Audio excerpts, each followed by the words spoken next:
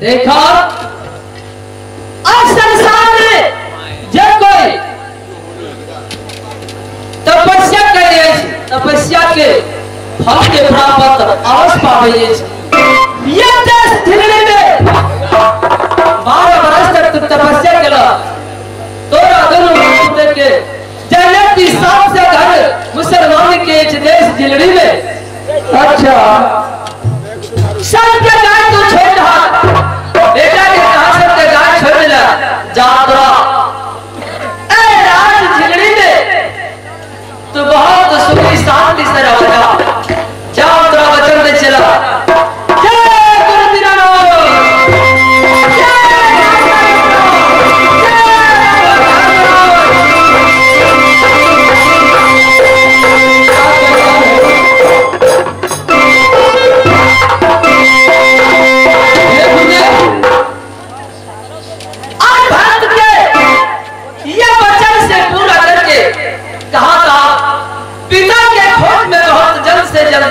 ठीक है बेटा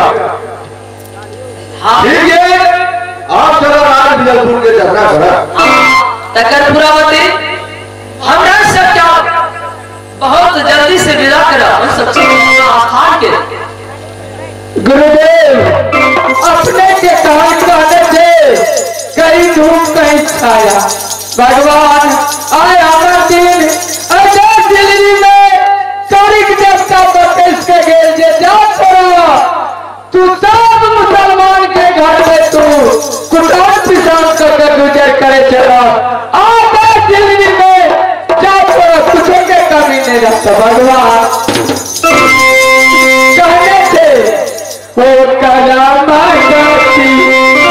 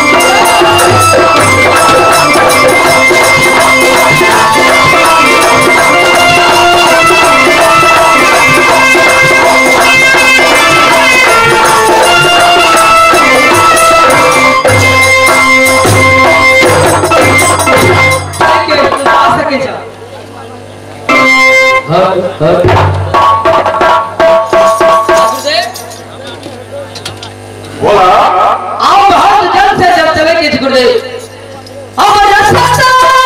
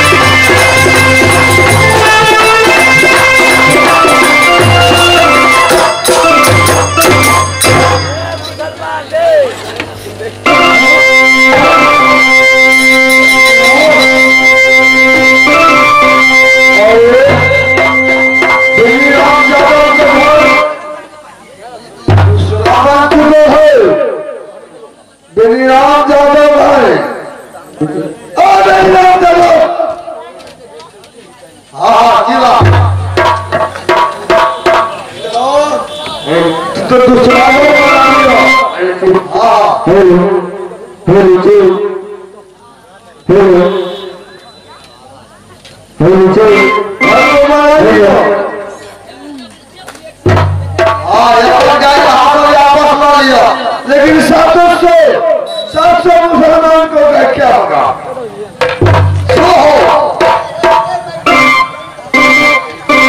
नहीं चलेगा, कभी नहीं चलेगा, कभी नहीं।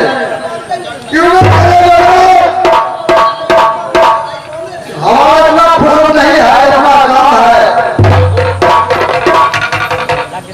समझ गए हो? बेनीराम जादव, तू ये घर जादव 700 मुसलमानों का अच्छा करके दूर करके के तू धनिक बना लिया। हाँ, सब झूठ बताओ, तू घर कैसे बनाया है? गाय की छोड़ दिया? सब कुछ बताओ। बेनीराम, ये बोलो तो जुदाई है, खुदाई का जुदाई है, तो मेरे हिंदू का जुदाई है। बोलो, ये दुनिया में नाम चलता है गाड़ी का। गाड़ी के बाहर, हाँ, कैसा है गाड़ी के बाहर? गाड़ी के बाहर गाड़ी है, उसको नाम चलता है, बड़ा घर भी है, अंधे को नाम देता है, कंधे को धाम देता है, निधन को धाम देता है। गाड़ी के बाहर कैसा है, क्यों है, बताओ, जल्दी बताओ। ऐसा है, यही लोग है, गाड़ी का जिंदगी आ जाओ, क्या यही होता है? तुम्हारा घर में काली क्या हिंदू के देवता है? हाँ, हिंदू के देवता है, काली के देवता। हाँ, कहाँ है? वो बढ़ गया, अलग बढ़ गया। हाँ, उसी ने काली के देवता ने तुम्हारा ये मुसलमानों को जैसे छोड़ दिया, इसीलिए छोड़ दिए। काली के देवता कितना दूर गया होगा? नजदीक है। और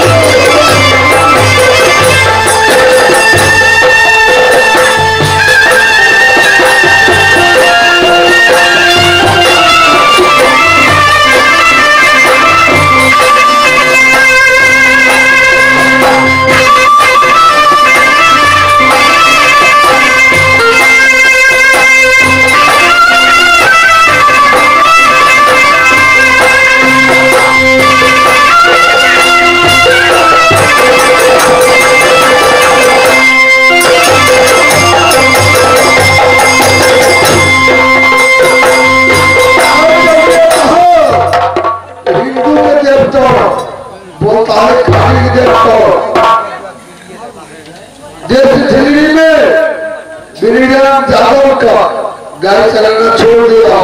700 घर मुसलमान को गाय अगर बिगड़ करता है हिंदू को देवता की कितना शक्ति है।